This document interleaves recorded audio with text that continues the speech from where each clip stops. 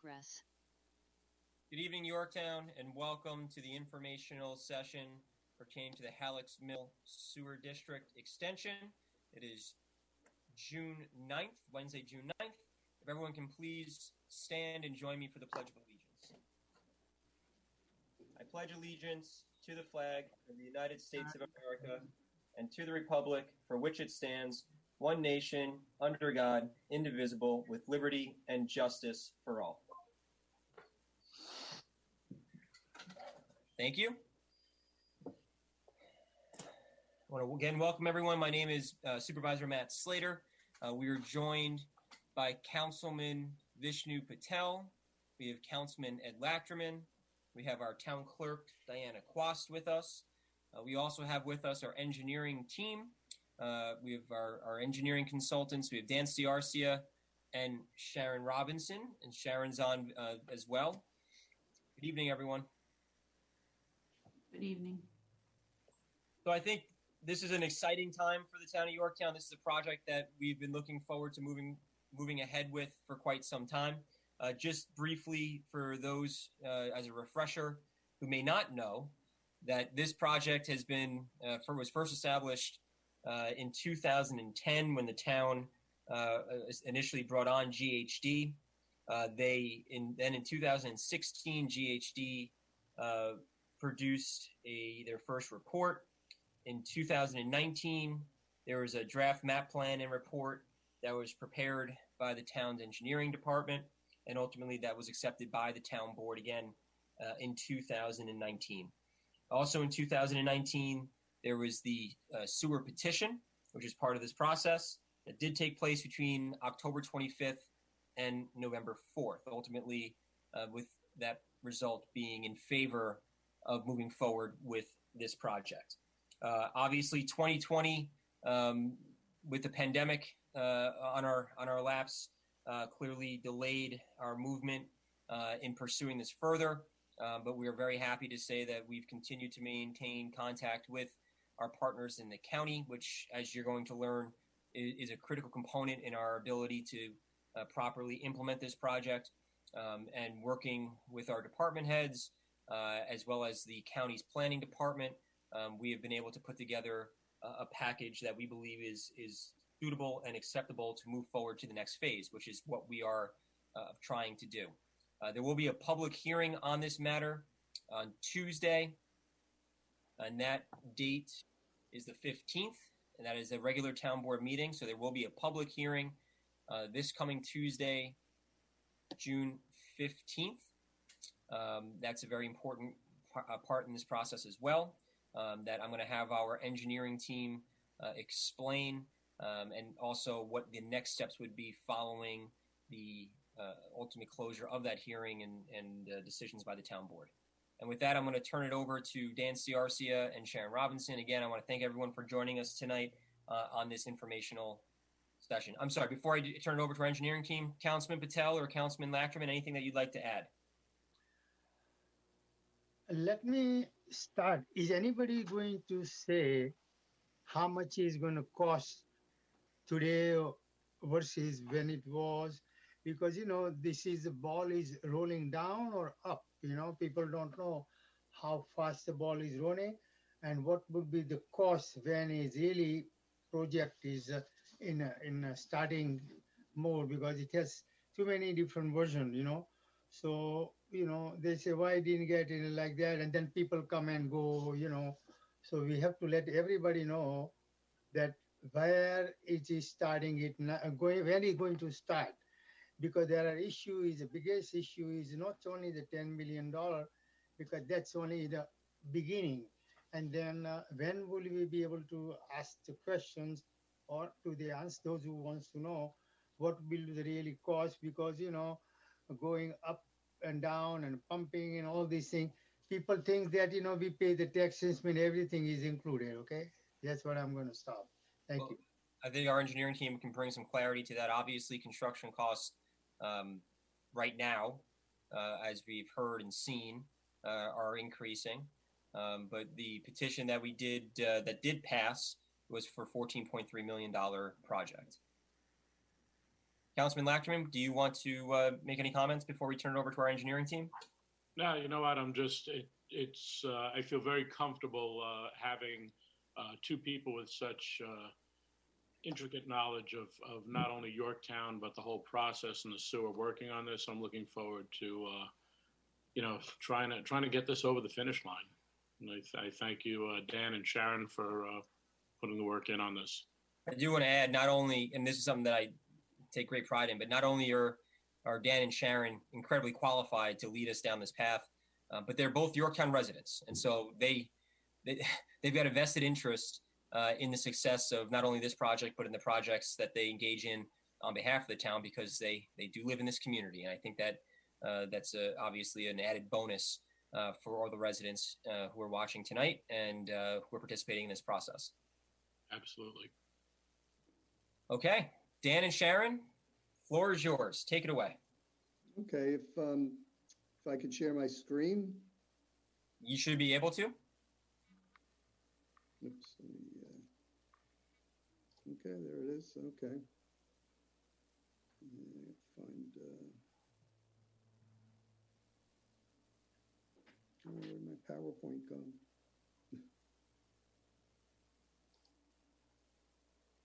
You see that? Not yet. I guess not. Okay. Why am I not seeing it on here?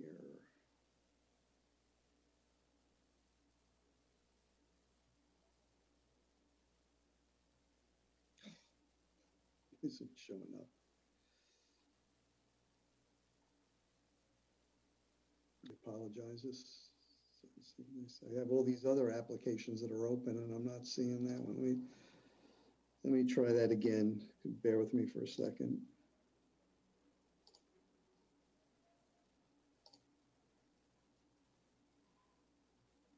Okay, there we go. Excellent. You want to just make sure that you enlarge, for a full screen. Perfect. Thank you. Okay. All right. Good evening. So Matt sort of laid out where we are, and it brings us to this point in the process. So I'll just kind of run through some of the fun facts on the sewer district and then kind of run through what lies ahead to establish the district. So to sort of recap what the situation is with the Hallocks Mill Sewer District, the Hallocks Mill Sewer District was established as a benefited area. What that means is we built our sewage treatment plant theoretically big enough to accommodate any future connections. And that was done at a time prior to the watershed regulations. So the plant was originally conceived to, at that time, we bumped it up to 1.5 million gallons a day. And the plan was to take it to 2.5 million gallons a day, which unfortunately we were unable to do initially because of the watershed regulations, which when adopted by New York City capped us at the 1.5. So that kind of sort of created the situation we're in. But as you can see, the number of parcels within the district, which is the 5164, we've got 4140 connections, and that leaves a little over 1,000 parcels which are not connected. We had previously looked at the whole of the sewer district with the hope of doing more, and ultimately it was boiled down to these 3 sub areas, being the Birch Street, the Sparkle Lake, and the Sunrise Street areas. The flow is tabulated here, and we've got enough capacity at the plant to accommodate the 0.14 MGD, that if all of the parcels, the 315 parcels that are proposed here, were connected. So again, to just summarize, total parcels 315. The project cost for this smaller sub area is the $14,300,000. our anticipated contribution from the East of Hudson funds, which is the Westchester County has control over allocating those funds. So we're currently working on an intermunicipal agreement to have those funds authorized for our use on this project. Dan, can I just interrupt you on that for 1 second? Sure. I've spoken on that piece previously. We were expecting, working with the planning department of the county, that we would have that approved last month. I checked with the county today because obviously we had not received word yet. They are still working on the necessary resolution to be approved by the Board of Legislators, and they are hoping or focused on having that done this summer. Meaning, I would say more towards July. Okay, yeah, the sooner the better. So finally, with the New York City contribution, we would have to bond $4.3 million, and the typical property annual tax would work out to $782, and that's exclusively for the to construct the sewer lines. This does not include the tax to operate the wastewater treatment plant and the additional usage charge that the connected users would pay through their water bill. And to touch on this issue, because one of the things is that because we don't have the IMA with the county finalized, it's, about a year and a half has gone by since the petitions were signed and this $782 typical tax. So there's good news, bad news with that. The good news is that this was computed based upon a bonding rate of 4%. And right now it's anticipated that we would be able to get bonds at a lower rate. So that would be the good news. The bad news is over that course of time, the construction costs have increased somewhat. So we're hoping the reduced bond rate will help us with that. Plus, we'll also be seeking funds through New York State EFC, which provides subsidized loans. And perhaps if we get lucky, maybe Washington will be sending some infrastructure money to the town of Yorktown. So that's some other moving parts to that $782 number that we'll have to finalize. Again, not to interrupt you, Dan, but as a reminder, we did have 2 grant applications go in for the federal delegation, Congressman Mandare Jones, and that's been referred. Last we heard to the Appropriations Committee, so it's one of the top 10 projects that he's received. We sent a similar application to both Senators Schumer and Gillibrand. Right. So there's certainly some things out there that may help impact that number. So our hope is that through grants and subsidized loans, we can keep it at that number or below. So this would be the typical property, how their tax would be impacted. So we see the number we just sort of beat to death there with the capital cost associated with building the sewers in the street. And then separate apart from that would be the tax that once they're connected to the system, and only after they're connected, they would pay this additional tax, which is what it cost us to run the Yorktown Heights wastewater treatment plant and the rest of the collection system that gets you there. And then finally, there's a $1.20 per 1,000-gallon charge, which would appear on a typical water bill, which would get you to the approximately $1,500 a year. Can I ask something here? Question? Sure. This is assuming all the people will hook up or a 51% hook up? Well, what'll happen is right now we're basing it on the current budget, and so the capital cost is unchanged. That people will pay that whether they hook up or not. in theory, what should happen if more people connect to the treatment plant, we've got a lot of fixed costs. So that $782 could actually go down a little bit if more, if all 315 parcels connected. Even if half of them connected, due to the fixed cost, it probably would help reduce that number because you could spread our annual operating costs across more parcels. Dan, you meant the 572 could come down. I'm sorry, yes, the 572. That would be, what they would pay only if they're connected. Likewise, the $140 associated with the sewer rent, they would only be charged that if they were connected.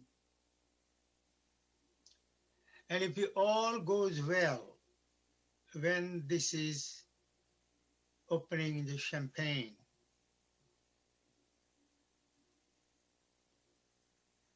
yeah, if it all goes well, when things begin to start, Okay, well, we'll get to that. That's in the slideshow here. So why don't we'll be getting to that shortly, and then we can lay out the timing and other steps. So one of the things is we can avoid going to the state comptroller's office for approval. When we first doing this in 2018, the number was $995. So that would be the total impact to somebody's taxes. So clearly the $1,494 is above that.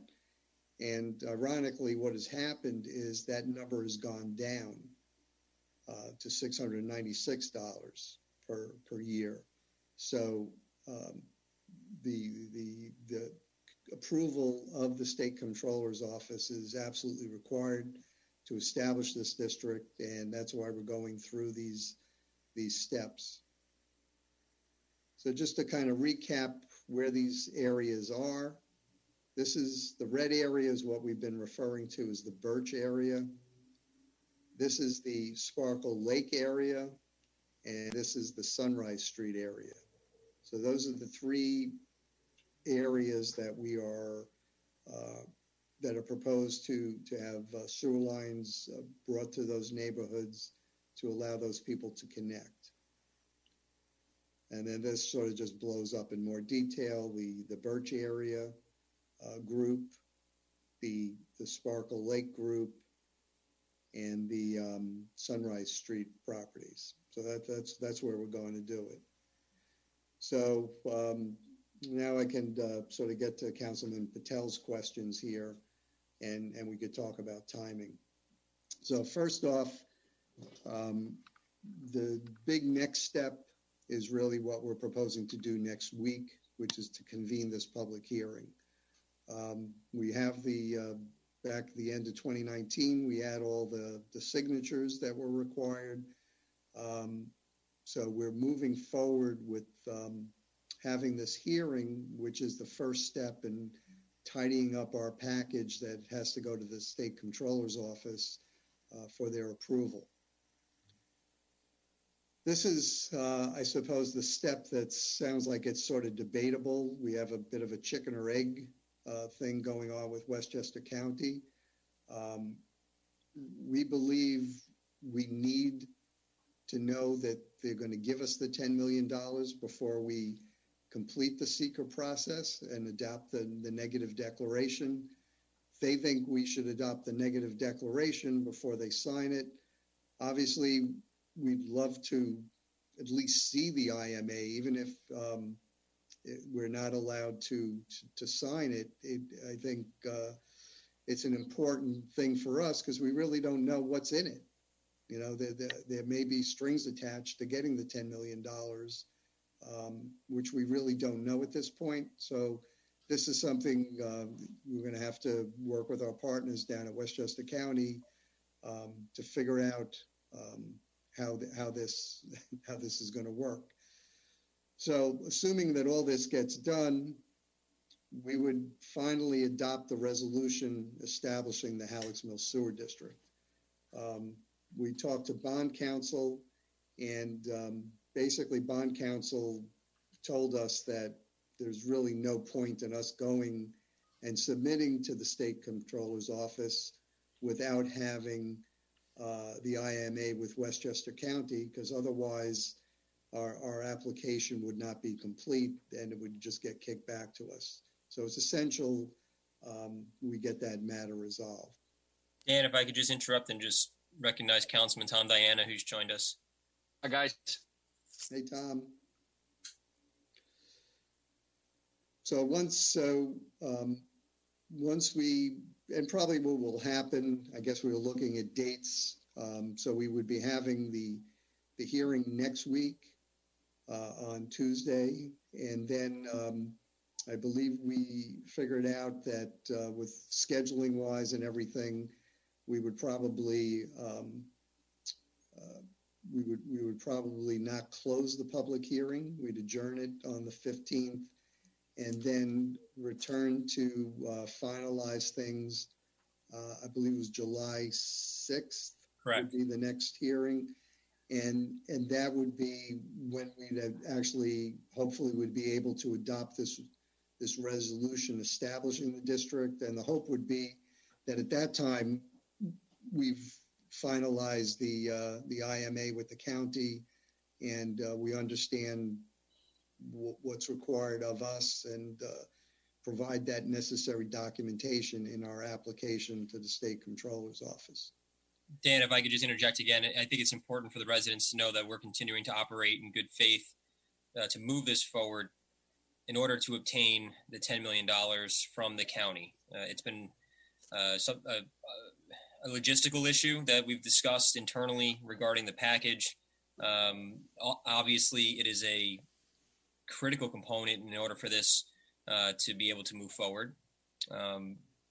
Whether or not we get the IMA done first, or we adopt the resolution first, at this point, we are doing what we need to do in good faith, believing that the county is going to obviously reciprocate and provide us with the IMA for the $10 million. So I just want the residents to rest assured that we're doing everything in our power and taking every step that we can that we need to take in order to continue to move this project forward.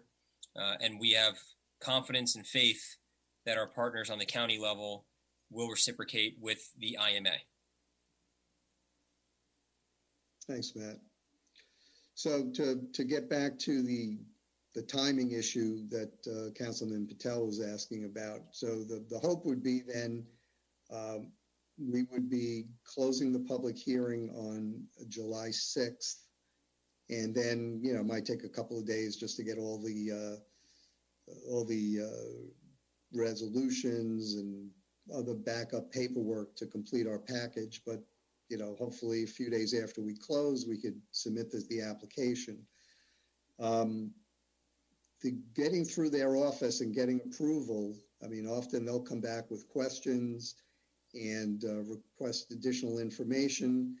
I think it's reasonable to assume that this may take close to a year to get that approval from their office. I don't know if you have any thoughts on that, Sharon. Have we done any better than a year or 9 months?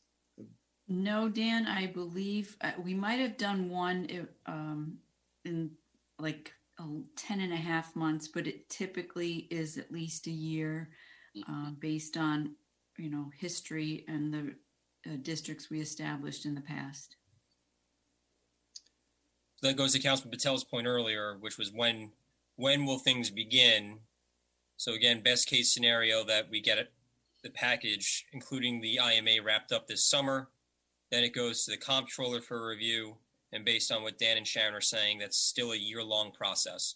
So 2022, summer of 2022, we'd be hopeful that the comptroller, at that point, we would have enough of the information needed for the comptroller to sign off. Can I say something here?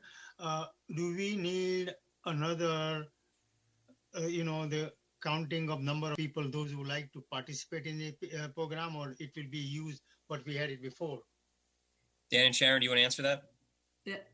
I believe that is up to the state comptroller, Vishnu.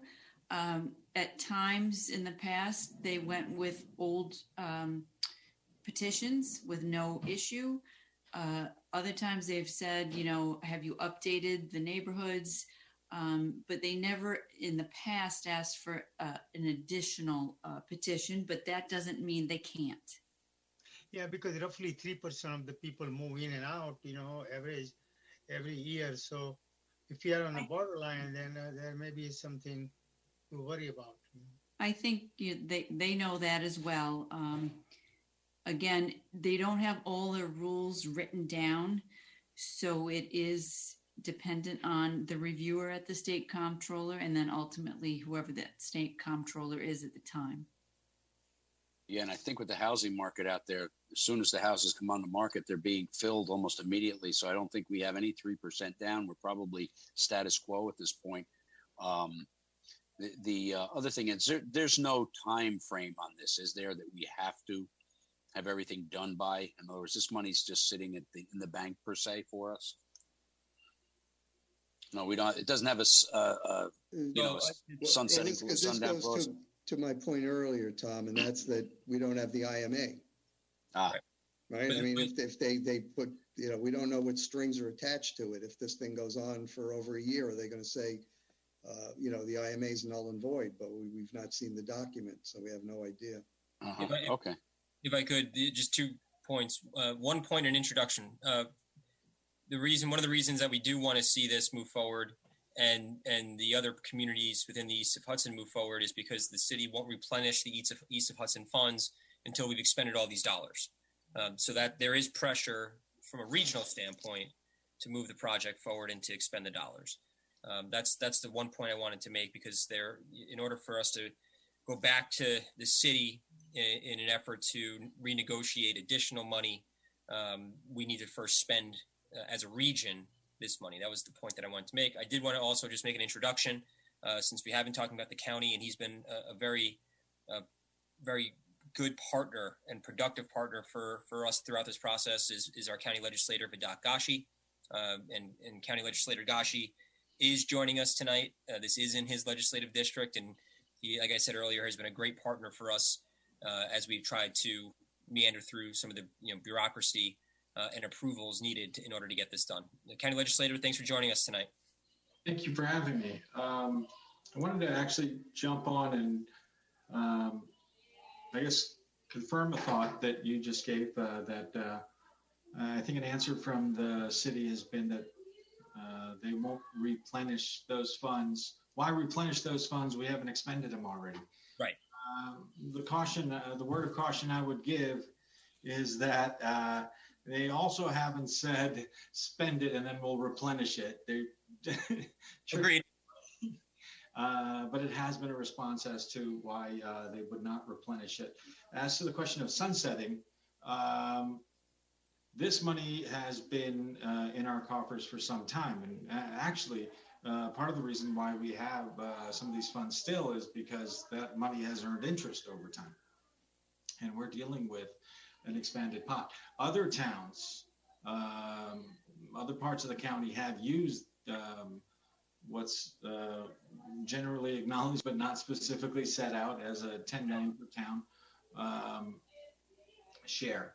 And we haven't. And I think that's another pressure. Other towns are saying, hey, if your town can't get their act together, if Somers can't get their act together, if other towns can't get their act together, why should we be waiting around for them to do it? So I applaud your efforts to go forward. Obviously, this starts out as a town effort. This is a town effort, but the county is stewards of that funds and of those funds rather, and pursuant to its responsibilities, I think is going to stand ready. I've spoken to my planning department with our relevant areas. The people responsible, they've confirmed that we're ready to go. I sit as chair of Public Works and Transportation, which would require, which would be, I guess, the committee that this would go through primarily, but obviously budget and appropriations as well. But we're ready to go. I think the part we're waiting on is the town board to have your SECRA, and I guess the 15th. And as soon as we get the paperwork ready, we'll be able to get the IMA together pretty quickly. I presume it slows down a little bit in the summer, that we'd be able to have a turnaround by August. But I, as a resident of Yorktown, and following the actions, similar actions in Somers and Newcastle, and frankly other parts of the county outside my district, I would encourage this action to go through. But it remains the details, the logistics, the planning is going to start in the hands of, I guess, Dan and Sharon and Supervisor Slater and you guys out there. So go get them. Thank you, County Legislator, and genuinely thank you for your help and partnership in this. I know that we've been working together on this project. Again, trying to cut through some of the bureaucracy and red tape, but I know that you're fighting for the community in order for us to obtain the 10 million. So it's really reassuring to know that we've got an active partner on the other side in the county government. Absolutely. Dan, do you want to continue? Sure. Right. So finally, once we get the approvals from the state comptroller's office, then we can move to the next step, which is to prepare the documents required to we'll have to authorize an engineering firm to prepare the plans and specs, and then once that's all ready to go, then we would put the project out to bid. So obviously that's the big milestone, but so we're nowhere until we get the thing to the state comptroller's office with a complete application. And once that happens, a year goes by. So I don't know now, depending on when we get the IMA for the county, that probably kicks us out to August to have a complete application. Put a year on that. That takes us to 2022. 2022 to be authorizing a consultant to start designing this. So it might not be till sometime in 2023 we'd actually be in a position to put it out to bid. And I think that's just important for residents to understand and know this is not a tomorrow thing. This is a long-term process that we're committed to, that we're engaged in.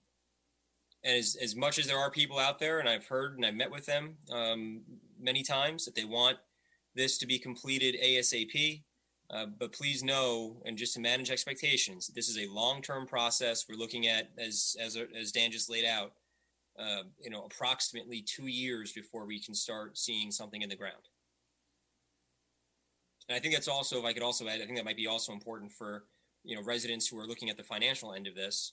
And so just rest assured that this is not something that's going to take effect immediately. It's not going to take effect in July or August of this year. And so there will be, again, time to plan for personal finances for those who are going to see this implemented. So you will have time, like a 2-year window, to begin planning on the financial implications.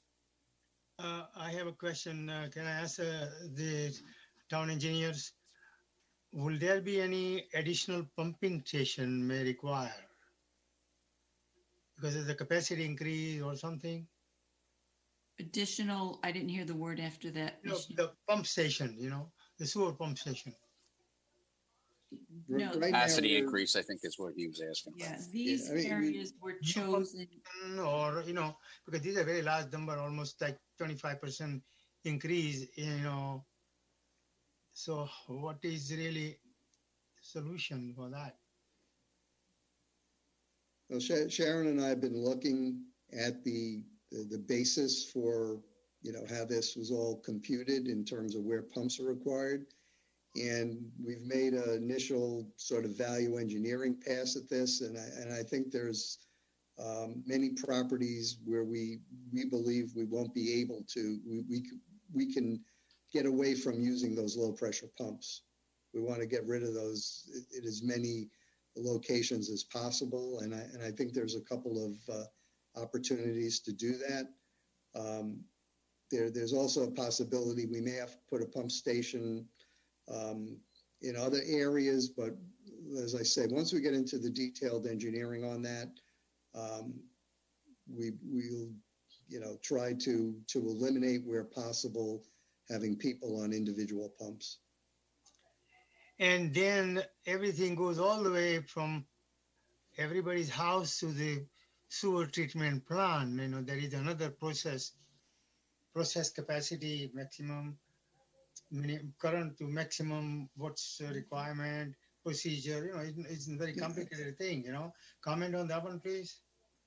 Vishnu, when the plant was upgraded under the DEP upgrade plan, although our permit from the state says 1.5 MGD, it was built to accommodate 2.5 MGD and approved and, like I said, built in accordance with DEP regulations. So it can handle the 2.5 average MGD. But there is a lot of permitting, and it just cannot just go and start pumping in. There is some process. Correct. The town is currently working towards showing good faith effort, as you know, upgrading its existing pump stations and doing asset management of the existing facilities that we have for DEP, and doing infiltration and inflow studies in accordance with what DEP wants the town to do, to show that we're moving in a good direction to make the treatment plant and the collection system better, for them to allow an increase at any amount to the treatment plant. And of all these sub areas, it's only the Sunrise one, which is the smallest of them, will be utilizing a pump station. And that pump station is one of the ones we're on the current list that we're looking to upgrade. Right. But it's not going to be a big increase anyway. So, with some upgrades, that station can accommodate the additional Sunrise Street homes. But, alone upgrading is not just a simple process. It has to be to the present code, the safety and, environmental issues like that. So that will be shared by the entire sewer district, or, the new customer, they are getting the benefits. Well, things like the upgrade to, in particular to the Crystal Lake pump station, that's an existing station that the district operates. So that cost of, eventually they'll be, if we decide to bond it, they'll be paying it through the sewage treatment plant, the fee that's associated with being connected to the sewage treatment plant. Thank you.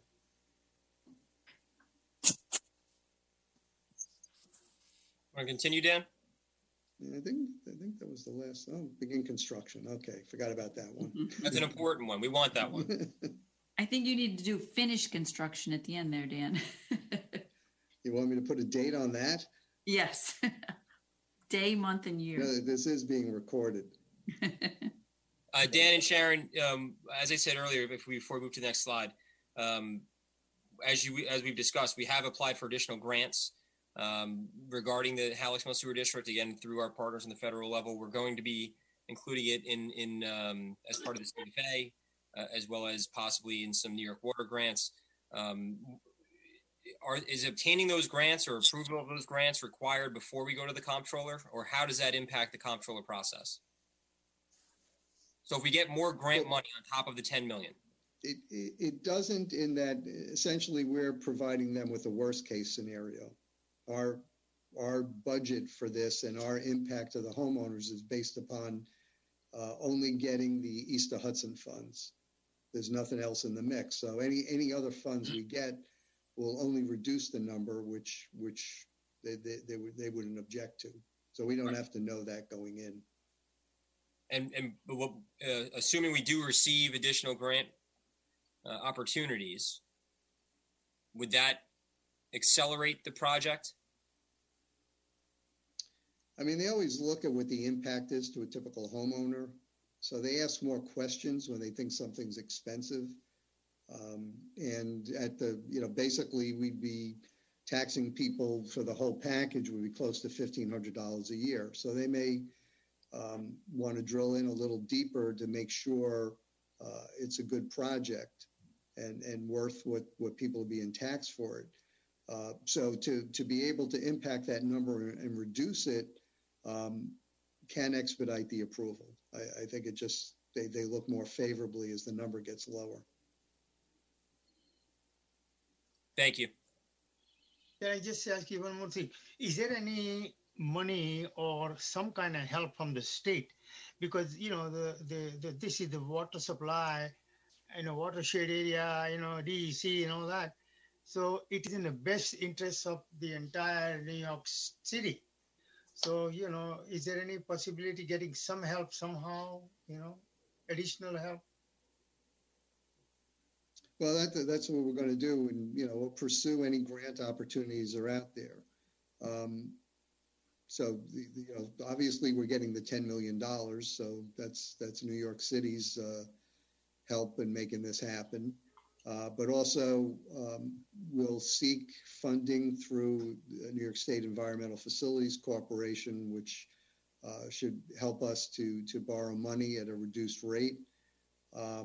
And if any other grant applications come up, and as I said earlier, I mean, we really don't know what's going to happen with any of the, the infrastructure legislation rattling around down in Washington. But if some of that money frees up, we'd like to believe that a project that is theoretically close to ready to build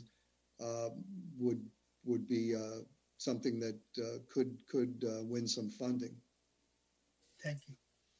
Again, Councilman, I can tell you that we did hire the LaBerge Group specifically for the CFA process. They've flagged this as a prime project for us to seek funding for, both through the CFA process, New York Water, WIA. Those are all potential funding mechanisms that they're exploring and we plan on applying for.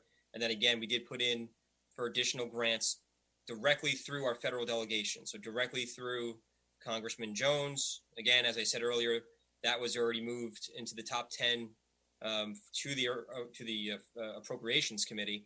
And also we did applications to Senator Schumer and to Senator Gillibrand. So we are pursuing every and all opportunities that we can find.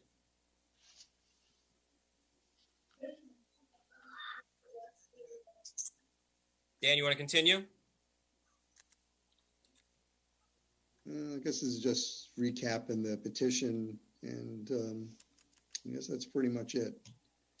Can you go back to the petition? You went through that kind of quick. I just want to make sure people see it.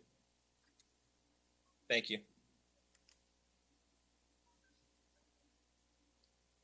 So this was out of, I believe we took this out of one of the documents on the website, but this actually isn't absolutely correct because we have the requisite signed petitions, which obviously would have to add up to more than 50% to get this. So, oh, I see. It's coming to me now. This was where we were at the end of, I think, 2019. I think some other stuff came in after the fact.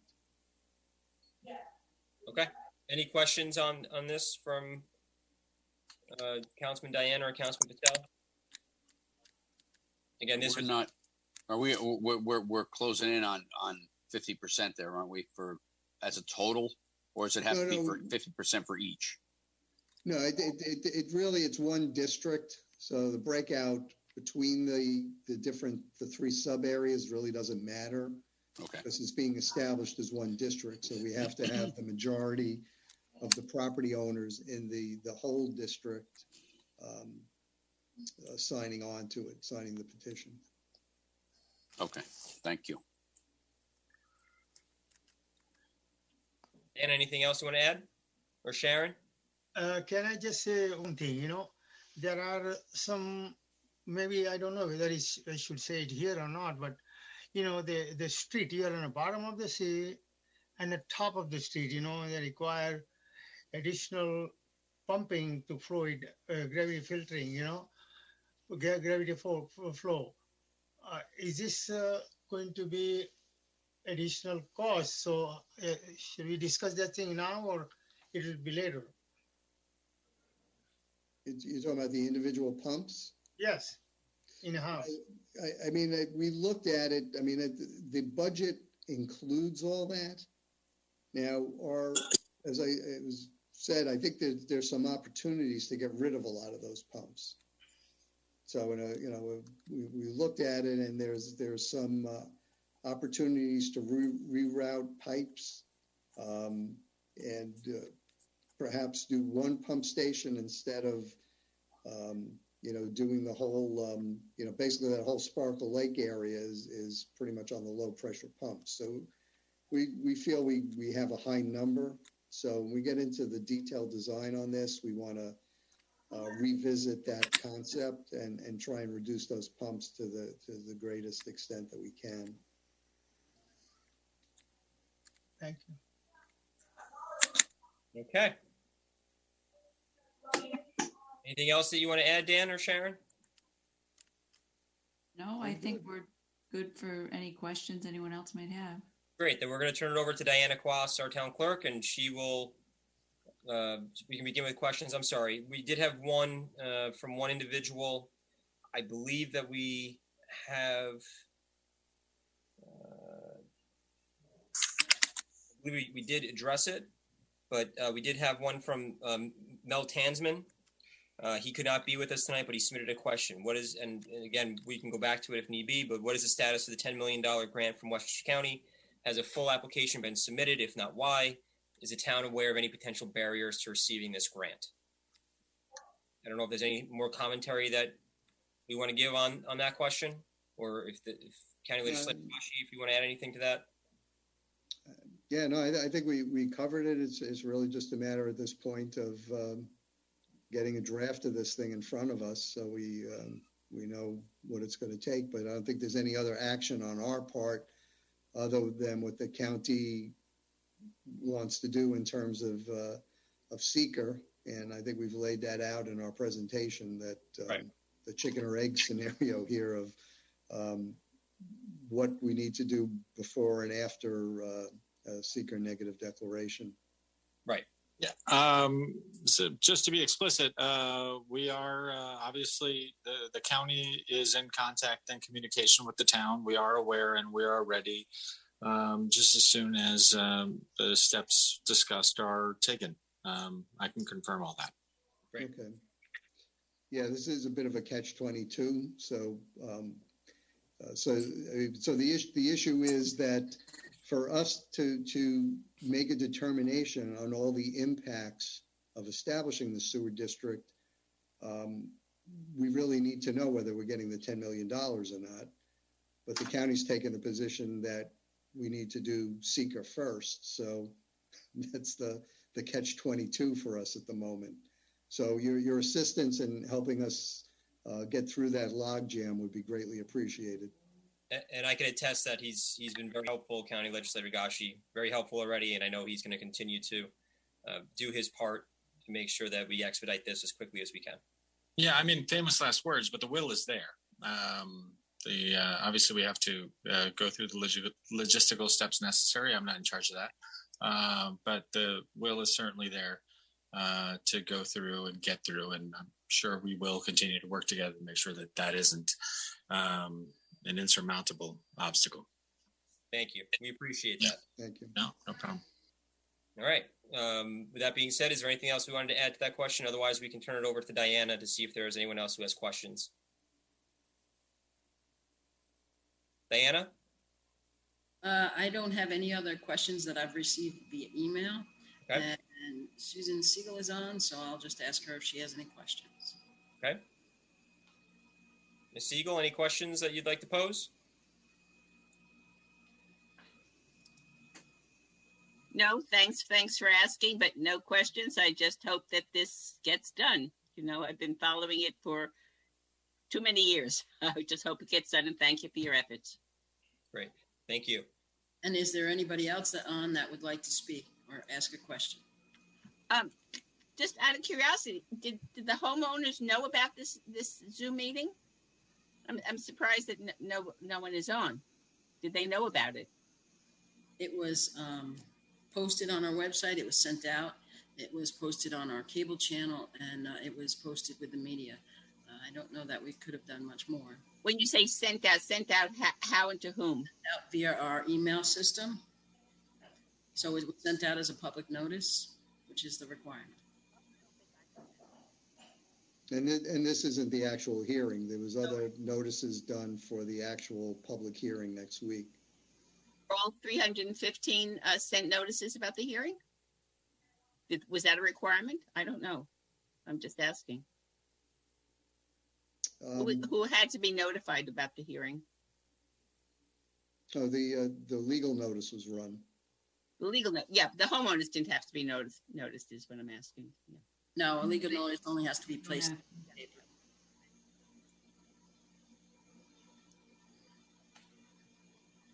All right. Well, with that being said, if there are anyone else who this is going to obviously play on the Government Access Channel, there is a public hearing scheduled for Tuesday, June 15th. That has been noticed. That's the next step in this process. So again, for those who are watching before the 15th, feel free to participate in the hearing on June 15th. If you'd like to speak, you can contact the clerk's office and you can register to speak at the appropriate time. You can ask questions, post questions. You can provide comment or commentary, and we look forward to hearing your thoughts and having you engage in that important process. Any other comments from Councilman Diana or Councilman Patel? No, I'm good, Matt. Thank you. Thank you, Councilman. Councilman Patel? Yes, I think we should let newspaper media, help us out and put, advertisement and inform the residents of the district. So, they have a chance to comment. The notice was placed in the paper already, Vishnu, so we did that part. And we're not going to be closing the public hearing on the 15th. So I'm sure the local papers will have articles about this. So that'll be another way of getting the word out as to, what we're doing. So certainly by the 6th of July, I think everybody should know what's going on. And there is an association email list as well. So we can try to see if they can put out a notification to their association so that they're aware this is happening as well. Okay. Well, with that, we will conclude this informational session. We appreciate everyone's time and efforts. We again thank our engineering team for walking us through this process. We thank our county legislator, Gashi, for joining us, and Councilman Patel, Councilman Diana, Councilman Lachterman, and of course to our town clerk, Diana Quast, for organizing this for us. And we look forward to seeing everybody at the public hearing on June 15th. If anybody has questions before the 15th, if you want to reach out to Town Hall, please feel free to contact my office directly. You can contact me at 914-962-5722, extension 200. That's my direct line. And you can always email me at mslater@yorktownny.org. You can also find all the contact information for all of our town board members online. You can find the contact information for the town clerk online, as well as for our engineering team. So you have ample time and an ability to ask any questions that you feel need to be asked before the public hearing, and we encourage you to do that. So again, to the residents watching, we appreciate your time, and we look forward to seeing everybody at our next hearing on the 15th. Thanks so much. Thank you. Thanks, Matt.